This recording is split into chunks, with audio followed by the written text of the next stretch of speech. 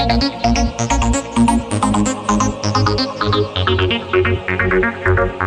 India, मैं आनंद अनिल स्वागत करता हूं आपके अपने चैनल वाईटी प्रेपा पर। तो हम लोग पिछले क्लास में मुगल डायनेस्टी पढ़ रहे थे और मुगल डायनेस्टी में सूर डायनेस्टी तक पढ़ चुके थे। तो आज हम आगे जो उत्तराधिकारी थे जो मुगल डायनेस्टी उनके बारे में पढ़ेंगे। तो वो अगले जो उत्तराधिकारी हुआ करते थे वो थे अकबर।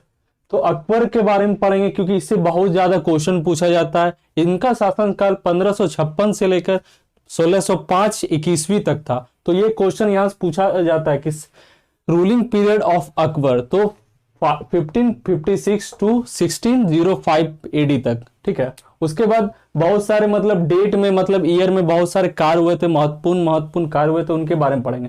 तो इन्होंने राजगद्दी पर कब सिंहासन किया था? तो 1556 में इनका उम्र 14 वर्ष की उम्र में इन्होंने सिंहासन पर बैठा था। फिर 1556 में पानीपत 2 की लड़ाई हुई थी जिसमें जिसको हम लोग हेमू और बैरम खान के बीच हुआ था और इसमें हेमू हार जाता है, ठीक है। उसके बाद हुमायूं जिसको हम लोग बोलते हैं हेमू को। फिर 1564 में जजिया कर का इन्होंने समाप्त कर दिया था। जजिया कर हुआ करता था मुगल सल्तनत के काल में। तो जजिया कर का मतलब एंड कौन किया था? तो अकबर ने किया था। ये क्वेश्चन पूछा जाता है, आप अच्छे से इसको नोट कर लीजिएगा।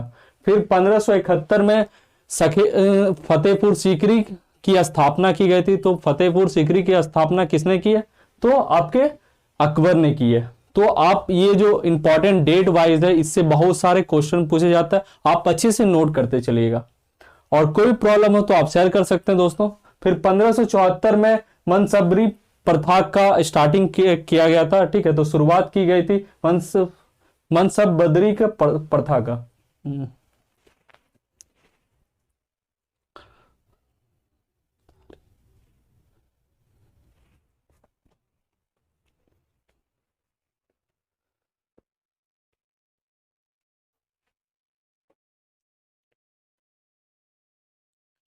गुड मॉर्निंग दोस्तों। हेलो इंडिया, मैं आनंद अनिल स्वागत करता हूं आपके अपने चैनल वाईटी प्रेपा पर। तो हम लोग पिछले क्लास में मुगल डायनेस्टी में पढ़ रहे थे सूर डायनेस्टी के बारे में। तो आज हम अगला टॉपिक पढ़ेंगे जो कि अकबर के बारे में। तो अकबर के समय में कौन कौन से महत्वपूर्ण काम हुए थे और क्या क्या इंपॉर्टेंट क्वेश्चन पूछा जाता, उससे रिलेटेड आज हम पढ़ेंगे। तो सबसे पहले पढ़ते हैं रूलिंग पीरियड अकबर का क्या हुआ करता था। तो रूलिंग पीरियड जो अकबर का हुआ करता था वो 1556 से लेकर 1605 ईस्वी तक। ये क्वेश्चन पूछा जाता, आप अच्छे से नोट कर लीजिएगा, इसको मार्क कर लीजिएगा अच्छे से। फिर 1556 में ये 14 वर्ष की उम्र में सिंहासन पर बैठा था। तो पूछ लिया जाएगा कि अकबर कब सिंहासन पर बैठा था? तो 14 वर्ष की उम्र में बैठा था। फिर 1556 में पानीपत 2 की लड़ाई हुई थी जिसमें हुमायूं और बैरम खान के बीच हुए थे। तो पानीपत 2 की लड़ाई किसके बीच हुई थी? हुमायूं और बैरम खान के बीच में हुए थे। और इसमें क्या होता है? हुमायूं हार जाता है, ठीक है, और बैरम खान जीत जाता है। फिर 1556 में जजिया कर को एंड किया गया था, मतलब इसके खत्म कर दिया गया था। तो जजिया कर हुआ करता था मुगल डायनेस्टी के काल में। तो इस कर को समाप्त कौन किया? तो अकबर ने किया। तो आप अच्छे से नोट कर लीजिएगा।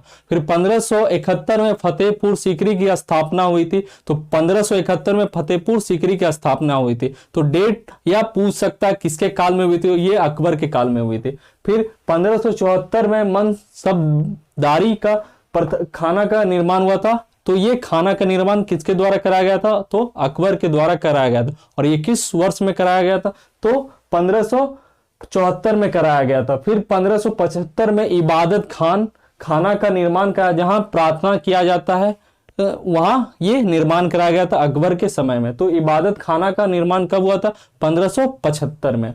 फिर 1576 में हल्दी घाटी का युद्ध होता है।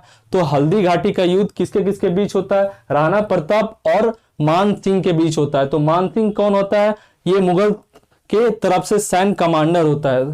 तो हल्दी घाटी का ये युद्ध बहुत सा इंपॉर्टेंट है, तो आप अच्छे से नोट कर लीजिए। तो हल्दी घाटी का युद्ध किसके किसके बीच होता है? राणा प्रताप सिंह के और मान सिंह के बीच होता है, जिसमें राणा प्रताप हार जाते हैं और मान सिंह जीत जाता है। फिर 1580 में 10 साला बंदोबस्त व्यवस्था की शुरुआत की जाती है। तो ये बंदोबस्त बहुत ज्यादा इंपॉर्टेंट है और व्यवस्था है, तो ये आप अच्छे से नोट कर लीजिए। तो 10 साला बंदोबस्त व्यवस्था किसने स्टार्ट की थी? अकबर ने की थी। और ये कब स्टार्ट की गई थी? 1580 ईस्वी में किए गए थे। तो जो भी डेट वाइज है उसको अच्छे से नोट कर लीजिए, क्योंकि एग्जाम में एक क्वेश्चन आराम से आएगा इससे, और आप आराम से दे सकते हैं इसका उत्तर, ठीक है। फिर 1582 में धम्म दीन ए इलाही की शुरुआत की गई थी। तो धम्म ए इलाही एक उपाधि हुआ करता था, यह शांति का नीति अपनाने का एक उपाय बताया गया था, ठीक है। तो धम्म दीन ए इलाही का शुरुआत किया गया था 1582 में। फिर बहुत सारे रत्न हुआ करते थे मुगल डायनेस्टी में, तो 9 रत्न हुआ करते थे अकबर के काल में। तो कौन कौन से रत्न थे उनके बारे में पढ़ेंगे, क्योंकि इससे क्वेश्चन पूछ लिया जाता है कि इनका क्या क्या काम था और क्या क्या ये करते थे। तो सबसे पहले थे अब्दुल फजल, जो कि एक इतिहासकार थे, हिस्टोरियन था, और इन्होंने क्या किया था, ऑटोबायोग्राफी ऑफ अकबर लिखा था। तो अकबर के बारे में कौन लिखा था, अब्दुल फजल ने लिखा था, ये क्वेश्चन पूछ लिया जाता है, ठीक है। और अब्दुल फौजी महाभारत को फारसी भाषा में अनुवाद किए थे। तो ये इंपॉर्टेंट क्वेश्चन है कि महाभारत को फारसी भाषा में कौन अनुवाद किया था, तो अब्दुल फौजी ने किया था, और इसका क्या नाम रखा था, रजा नामा नाम रखा था। तो ये क्वेश्चन इंपॉर्टेंट है, आप अच्छे से इसको स्टार लगा लीजिएगा, ठीक है। तो अब्दुल फौजी ने महाभारत को फारसी भाषा में अनुवाद किया था, और इसका नाम क्या था, रजाम नामा। फिर अगले हम 9 रत्नों के बारे में पढ़ेंगे। तो उसके बाद थे तानसेन, जो कि सिंगर हुआ करते थे और बहुत बड़े सिंगर हुआ करते थे उस समय के। फिर बीरबल जो थे विदूषक थे, जो बहुत चतुर हुआ करते थे, ये हर चीज के बारे में सलाह देते थे अकबर को, और इनकी बहुत सारी कहानियां भी बहुत सारी फेमस, तो आप अच्छे से बीरबल के बारे में जानते हैं। फिर अगले बात टोडरमल, जो कि राजस्व मंत्री हुआ करते, जो भी कानून लगाया जाता था, कर लगाया जाता, तो इन्हीं के सहमति से लगाया जाता था, ठीक है। और इन्होंने क्या किया था, भागवत पुराण को फारसी भाषा में अनुवाद किया था। तो दो काम इन्होंने, दो ये थे, ये एक राजस्व मंत्री थे और ये भागवत पुराण को फारसी भाषा में अनुवाद किए थे। क्वेश्चन पूछ लिया जाता है कि भागवत पुराण को फारसी भाषा में किसने अनुवाद किया था, तो ये टोडरमल ने किया था। फिर मान सिंह क्या थे, तो सैन्य कमांडर हुआ करते थे मुगल डायनेस्टी के, जिसमें ये राजा थे अकबर थी। फिर भगवान दास, जो कि राजा भारत माल के सन हुआ करते थे, तो ये भी 9 रत्नों में से एक रत्न थे। फिर रहीम खान खाना थे, जो कि हिंदी के बहुत बड़े पोएट हुआ करते थे। तो रहीम का बहुत ज्यादा दोहा प्रसिद्ध है, तो इनके समय में थे, अकबर के समय में। फिर मुल्ला दो प्याजा इन्हीं के समय में था। तो ये 9 रत्नों में से एक थे, और इनमें से क्वेश्चन होता है कि पूछ लिया जाता है, क्योंकि ये छोटा छोटा टॉपिक है और आपको क्वेश्चन आसानी से दे सकते हैं, और आपको ज्यादा याद करने की भी जरूरत नहीं, आप अच्छे से एक बार ध्यान दे दीजिएगा तो आप अच्छे से दे सकते हैं दोस्तों। फिर हम चलते हैं एडमिनिस्ट्रेशन, इनका प्रशासनिक व्यवस्था क्या कैसे थी। तो बटाई सिस्टम था, ठीक है। तो बटाई पर खेतों को दिया जाता कि दूसरे जो छोटे छोटे किसान हुआ करते थे उनको बटाई पर दिया जाता था। अभी भी बटाई सिस्टम चलता है, तो ये बटाई सिस्टम इनके समय में था। फिर टोडरमल प्रणाली आया था, जो कि 1580 में आया था, और ये 10 वर्षों तक था। तो टोडरमल प्रणाली कब आया था, 1580 में आया था, और ये 10 वर्षों तक कार्यान्वित था। फिर उसके बाद नक्श प्रणाली आया था। तो ये तीनों प्रणाली आए थे, और ये इनके एडमिनिस्ट्रेशन में बहुत ज्यादा योगदान हुआ था। तो इन्हीं तीनों के बारे में पूछा जाता है। फिर इनके आर्किटेक्ट, मतलब बहुत सारे बनावट हुए थे, बहुत सारे मॉन्यूमेंट बनाए गए थे, बहुत सारे किला बनाए गए थे, तो बहुत सारे खाना बनाए गए थे। तो कौन कौन से खाना बनाए वो हम पढ़ेंगे। तो आर्किटेक्ट जो हुआ था, तो पहला कौन हुआ था, आगरा फोर्ट बनाया गया था। तो आगरा का किला किसने बनाया, तो अकबर ने बनाया। फिर इलाहाबाद फोर्ट बनाया गया है, तो इलाहाबाद फोर्ट किसने बनाया, तो अकबर ने बनाया, ठीक है। फिर हुमायूं का मकबरा बनाया गया था इन्हीं के काल में, अकबर के काल में। फिर फतेहपुर सीकरी का गेट बनाया गया था, तो इन्हीं के काल में बनाया गया था। फिर आपको इबादत खाना, जो कि प्रार्थना करने की जगह होती है, वहां अकबर के ही काल में बनाया गया था। फिर 1601 में जब अकबर गुजरात मतलब जीत लिए थे, तब इन्होंने फतेहपुर सीकरी पर बुलंद दरवाजा का निर्माण कराया था। तो आपसे पूछ लिया जाएगा कि कब ये बुलंद दरवाजा का निर्माण कराया गया था और ये किस पर कराया गया था, हो सकता है, ठीक है। तो जब 1601 में इन्होंने गुजरात को जीत लिया था, तो इन्होंने फतेहपुर सीकरी पर बुलंद दरवाजा का निर्माण कराया था। तो आप एक बार स्क्रीनशॉट ले लीजिए, फिर मैं अगले टॉपिक पर चलता हूं।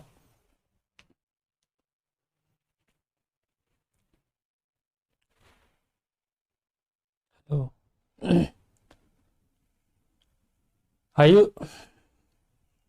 आइए दोस्तों अगले टॉपिक पर। तो अकबर के बारे में अभी पढ़ रहे थे, अब हम चलेंगे जहांगीर के बारे में। तो जहांगीर के देखेंगे कि ये कब सिंहासन में बैठा। तो जहांगीर 1605 में सिंहासन पर बैठता है। तो इनका शासनकाल कब से कब तक होता है, तो 1605 21वीं से लेकर 1627 21वीं तक। तो ये क्वेश्चन पूछा जाएगा। आप हमेशा किसी भी आप किंग के बारे में पढ़ते हैं तो उनके शासक के बारे में पढ़ते हैं तो उनके रूलिंग सेशन के बारे में पढ़े कि वो कब से कब तक राज किया, क्योंकि क्वेश्चन हमेशा एक ना एक क्वेश्चन पूछा जाता है। तो आप अच्छे से इसको, तो 1605 21वीं से लेकर 1627 21वीं तक इन्होंने राज किया था। फिर इन्होंने न्याय की जंजीर की स्थापना की थी। तो पूछ लिया जाए कि न्याय की जंजीर की स्थापना किसने की थी, तो जहांगीर ने की थी। उसके बाद इन्होंने मैरिज किया था अफगान विडो से जिनका नाम महरून निसा है। तो पूछ लिया जाएगा कि जो शादी हुआ था जहांगीर का वो कहाँ की बेगम से हुई थी, तो अफगान की बेगम थी, ठीक है, और वो विडो थी। तो इनका नाम महरून निसा था और इनको उपाधि दिया गया था नूर महल का, नूर जहां का। नूर जहां का मतलब क्या होता है, विश्व का प्रकाश। तो विश्व का प्रकाश किसको बोला जाता था, महरून निसा को बोला जाता। और इनको पदशाह बेगम से भी बुलाया जाता था। तो तीन उपाधि जो फेमस उपाधि इनको दिया गया था, तो पहला कौन था, नूर महल, फिर दूसरा था नूर जहां जो कि विश्व का प्रकाश बोला जाता, और पदशाह बेगम। फिर 1606 ईस्वी में इन्होंने सिख के पांचवें गुरु अर्जुन देव को मरवा दिया था, कुचलवा दिया था, ठीक है। तो इन्होंने सिख के पांचवें गुरु को मरवा दिया था 1606 21वीं में। फिर 1609 21वीं में इंग्लैंड के एम्बेसडर आते हैं विलियम हॉकिंस। तो ये इंपॉर्टेंट क्वेश्चन है कि कौन से एम्बेसडर आए थे जहांगीर के मतलब शासन काल में, तो वो विलियम हॉकिंस थे। और ये कब आए थे, 1609 21वीं में आए थे। फिर 1605 ये 1615 21वीं में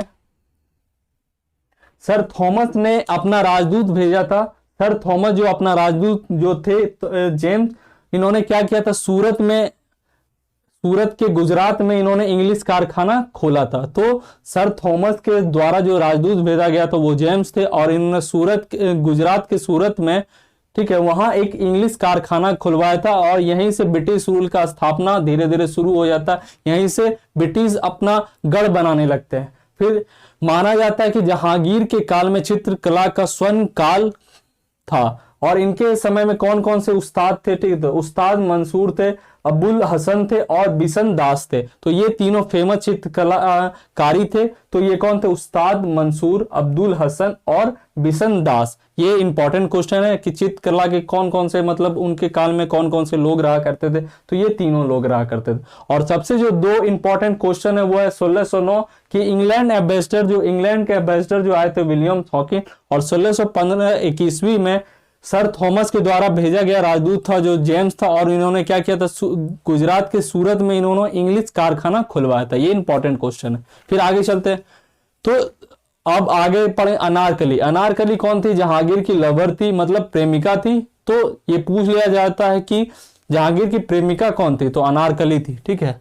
फिर जहांगीर अपना जो ऑटोग्राफी अपने बारे में जो लिखित किए थे वो खुद से किए थे, और इनका नाम क्या था इस ऑटोग्राफी के, तो तुजुक ए जहांगीरी थे। और ये कौन से भाषा में थी, तो ये फारसी भाषा में थे। ये क्वेश्चन पूछा जाता है भाषा के बारे में, तो कौन कौन से बुक कौन से भाषा में थे, तो आप पढ़ रहे हैं कि जो मुगल डायनेस्टी में अधिकतर जो बुक लिखा गया था वो फारसी भाषा में लिखा गया था। तो तुजुक ए जहांगीरी किस भाषा में थी, तो फारसी भाषा में थी। और इनका डेथ होता है लाहौर के शाहवरा में, और ये कब होता है, 1627 21वीं में। तो ये प्लेस पूछ लिया जाएगा डेथ का, तो डेथ होता है यहाँ कहाँ आपका, लाहौर के शाहवरा में होता है। फिर इनके समय में बहुत सारे जो आर्किटेक्ट हुआ था उनके बारे में पढ़ेंगे, क्योंकि फेमस आर्किटेक्ट इनके समय में बनाया गया था, क्योंकि और बहुत सारे चित्रकला बनाए गए थे।